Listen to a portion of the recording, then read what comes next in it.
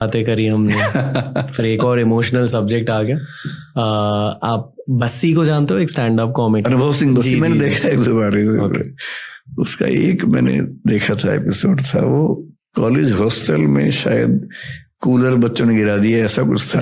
बड़ा इंटरेस्टिंग था। बस्सी भाई आए थे पॉडकास्ट पर। अच्छा। मैंने सोचा कि मजाक करेंगे उनके साथ, जोक्स रैक करेंगे। वो पूरा पॉडकास्ट सीरियस हो गया मेंस इमोशनल हेल्थ के बारे में। इतना दर्द निकला है उस पॉडकास्ट में दोनों तरफ से। आई फील कि अक्सर लड़के एक दूसरे से इमोशनल बातें नहीं करते। हाँ, और ये एक्चुअली एक प्रॉब्लम है। इस पर अगर आपको इंटरेस्ट हो तो एक सिगमंड फ्रॉइड की स्टूडेंट थी नैन्सी कोडोरो, उनको पढ़िए।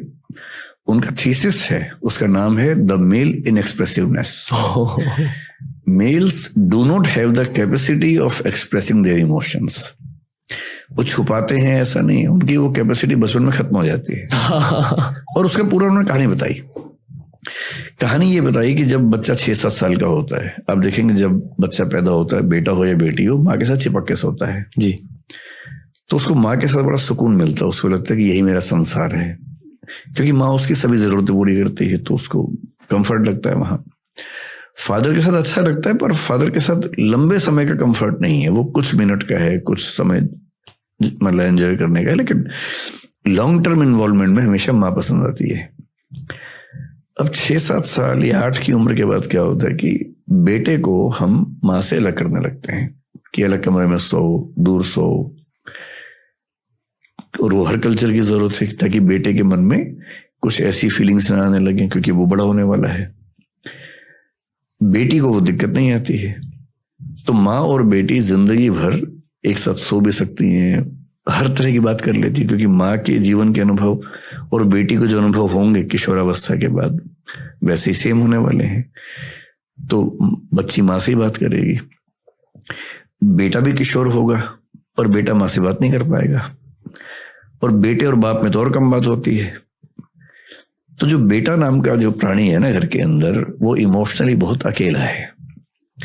वो जब बड़ा होता है तो वो अपनी बातें, specially the changes in body जो उसको फील होते हैं, बाप से तो वो कोई बात नहीं कर पाता, तो ये तो क्या ही करेगा। माँ भी इन मामलों में थोड़ा सा पर्दा रखती है बेटे के साथ, बेटी के साथ नहीं रखती है। बहन से कैसे बात करे इस तरह की।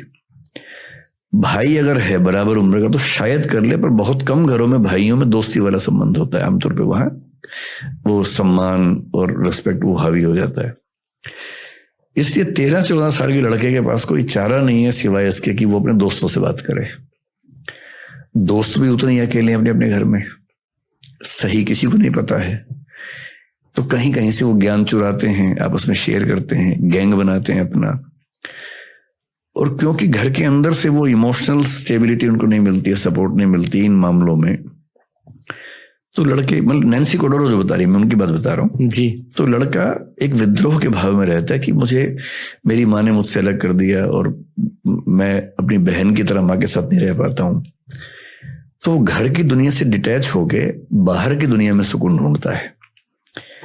इसलिए आप देखेंगे जनरली लड़कों के लिए पैसा, रुतबा, पावर, बड़ा घर, बड़ी गाड़ी, इसकी जितनी वैल्यू है जनरली लड़कियों के लिए नहीं होती है, क्योंकि वो घर के माहौल में अपनी माँ के साथ, पापा के साथ जितना सुकून उनको मिलता है, तो इनके लिए सफलता के मायने जनरली अलग रहते हैं।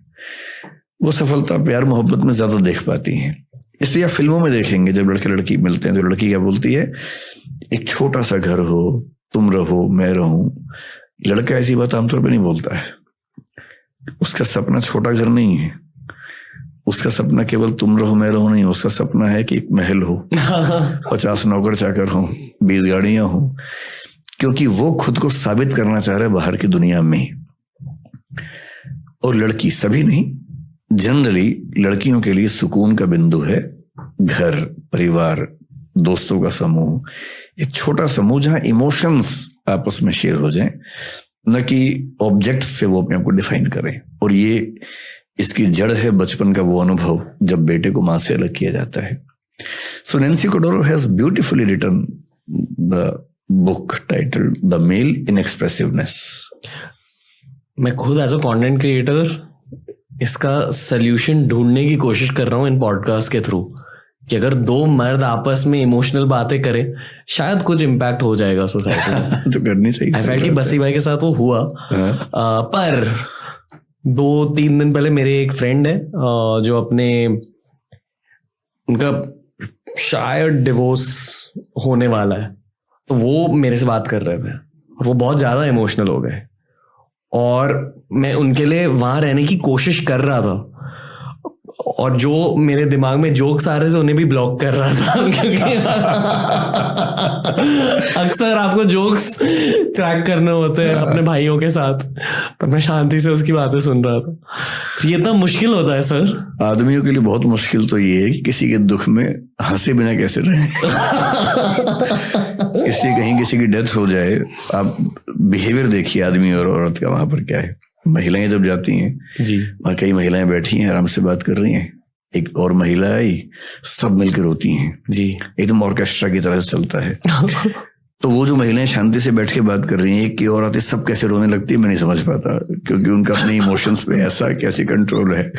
सब रोई 5-7 मिनट, फिर वो 7वीं महिला भी चुप हो गई, फिर बातें होने लगी, फिर 8वीं जब भी आएगी फिर 8 रोएंगे उसके बाद।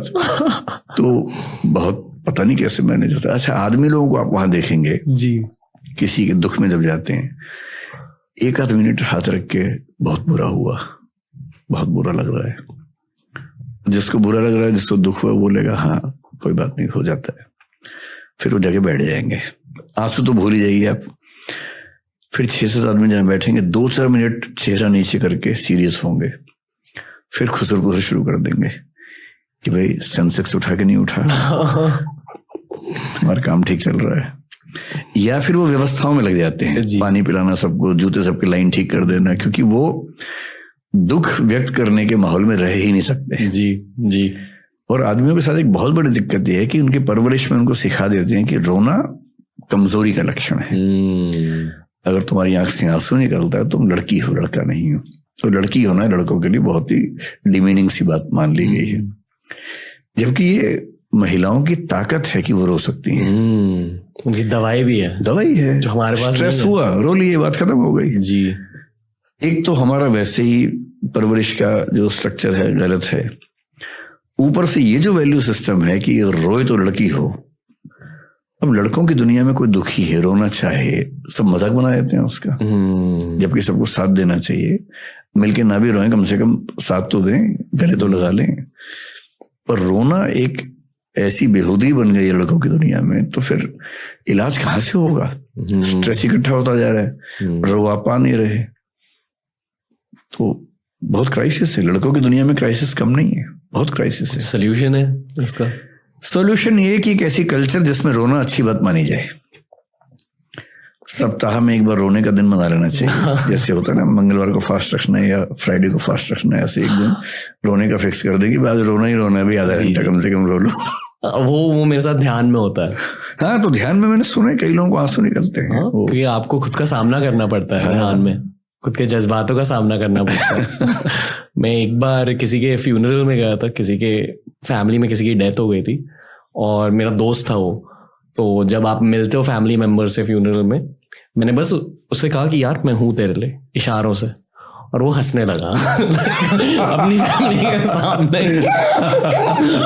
उस दिन मुझे मर्द होने की असलियत के बारे में पता चला कि हर जगह जोक्स होते हैं यार। नहीं, मुझे लगता था जब मेरी माँ की मृत्यु हुई, मुझे लगता था कि मुझे असर नहीं पड़ेगा, क्योंकि मैं वैसा ही हूँ जैसे मर्द होते हैं हमारे देश में। वो इमोशनल एक्सप्रेशन कम करते करते इमोशनल ही नहीं रह पाते एक समय के बाद। मैं सरप्राइज था कि इतना कैसे मेरी नेचर चेंज हुई। मैं 1 महीने बोल नहीं पाया, 6 महीने फ्री नहीं हो पाया उस चीज से। 1 साल लग गया मुझे उस माइंडसेट से बाहर निकलने में। इसका मतलब, और मुझे खुशी है कि मैं कम से कम अपनी माँ की मृत्यु पर इतना दुखी हो पाया कि मतलब इमोशंस बचे हुए हैं, ये खुशी की बात है। हर बेटे को इस दौर से गुजरना पड़ता है एट सम स्टेज। गुजरना ही पड़ता है, और बेटा ही गुजरे अच्छा है, माँ ना गुजरे तो ही अच्छा है। मतलब माँ के लिए इस चीज से गुजरना कि बेटा नहीं रहा या बेटी नहीं रही, वो ज्यादा दुख की बात है। तो ज्यादा अच्छा है कि बेटे और बेटी ही इस दर्द को झेलें कि उनकी माँ नहीं रही, पिता नहीं रहे। If you don't mind, as a man ने क्या सीखा उस फेज से? मैंने सीखा कि जीवन में जब तक कोई व्यक्ति है उसकी कद्र ज्यादा करनी चाहिए, क्योंकि जाने के बाद अब कद्र कितनी भी करेंगे तो वो फायदा नहीं है ना। तो मतलब मैं अपनी माँ का बड़ा सम्मान भी करता था और हमारे बीच में बड़ा प्रेम भी था, पर फिर लगता है कि थोड़ा और समय दे पाता, रोज 1 घंटा और बैठ पाता। ये सब दुख तो होता ही है, और ये दुख सबको होना है। जब तक पेरेंट्स हैं आप टाइम बहुत दे नहीं पाएंगे, क्योंकि आप खुद व्यस्त हैं अपनी जिंदगी में। आप सुविधाएं दे देंगे, समय नहीं दे पाएंगे। और समय में दिक्कत ये भी है कि उनकी जनरेशन का थॉट प्रोसेस, रुचियां इतनी अलग हैं कि हम 2, 4, 5 मिनट के बाद कोई कॉमन पॉइंट भी नहीं बचता, क्या बात करें। जो केयर हम कर रहे हैं वो भी हमारी केयर कर रहे हैं, लेकिन अब विचार और अनुभव और दुनिया, जरूरतें इतनी अलग अलग हैं, ज्यादा बात हो नहीं पाती है। लेकिन फिर ये कि जब वो नहीं रहते हैं तो लगता है कि काश और समय दिया होता।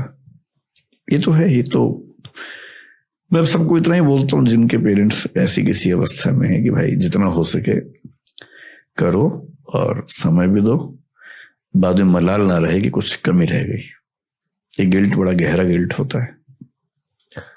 मैं लाइफ के उस फेज तक पहुंच गया हूँ जहां मुझे ऐसा लग रहा है कि मेरे सारे फैमिली मेंबर्स, मेरे माता पिता, चाचा, मामा, मामी, सब लोग अभी थोड़े थोड़े बच्चे की तरह बन रहे हैं। हाँ। और मुझे अल्फा बनने की जरूरत ज्यादा फील हो रही है। ये भी अजीब फेज है। 30 से 40 की उम्र जिसमें अब आप आने वाले हैं ना, इस उम्र में पेरेंट्स की केयर ज्यादा करने का मामला बनता है। और 40 से 50 के बीच में जनरली उनकी जुदाई झेलने का समय आता है। जनरली हमारे देश में जो एवरेज एज है उसके हिसाब से, किसी किसी केस में थोड़ा जल्दी होता है, किसी में बहुत बाद में होता है, लेकिन ऑन एन एवरेज 40 से 50 के बीच में ऐसा झटका लगता है। So yes, you have to be more attentive towards them. और क्या होता है इस उम्र में आके ना, उन्होंने जो अचीव करना था मोर और लेस कर लिया होता है, वो रिटायर्ड लाइफ के आसपास पहुंच चुके होते हैं। उनकी रिक्वायरमेंट ये बहुत ज्यादा नहीं है कि फाइनेंशियली कोई सपोर्ट करे, मतलब मिडिल क्लास में, क्योंकि वो जनरली इतना उनके पास होता है कि वो अपना काम चला लेते हैं। वो बहुत बड़ा इश्यू नहीं होता कई घरों में। उन्हें उनकी उम्र के कुछ दोस्त मिल सकें, ऐसा माहौल आप बना सकें, और उनके साथ दिन में 10 मिनट, आधा घंटा कम से कम बैठ के बात कर लें।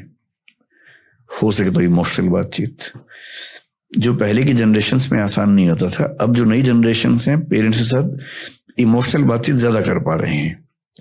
तो अब नई जनरेशन्स में इमोशन से गैप कम हुआ है, एक्सप्रेसिव ज्यादा हैं बच्चे।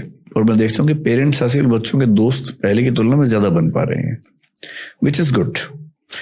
लेकिन फ्रेंडली कितना ही बन ले, फ्रेंड तो नहीं बन पाएंगे, क्योंकि वो बच्चे नहीं बनाना चाहेंगे ना, फ्रेंड तो क्यों बनाएंगे। पर फ्रेंडली भी अगर हो पा रहे हैं तो ज्यादा अच्छा है। कि मुझे लगता है आज से 30 साल बाद, जब मैं 30 तो शायद बच्चे भी नहीं, मेरे 20-25 ही बच्चे होंगे। आप ये सच में मानते हो? मुझे बचपन में किसी ने कहा कि तुम्हारी उम्र 77 ईयर्स की है। अब मुझे नहीं पता उस बात में कितना वजन है, पर मैं 50 का होने वाला हूं। तो मेरे मन में बैठ गया है कि मैं 77 की एज में मरूंगा।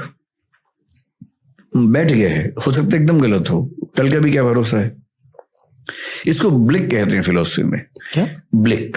ब्लिक का मतलब है कोई ऐसी चीज जिसका कोई कॉग्निटिव एविडेंशियल बेस नहीं है, पर एक बात बैठ गई है मन में, and which you treat as a fact and you decide about something on that basis.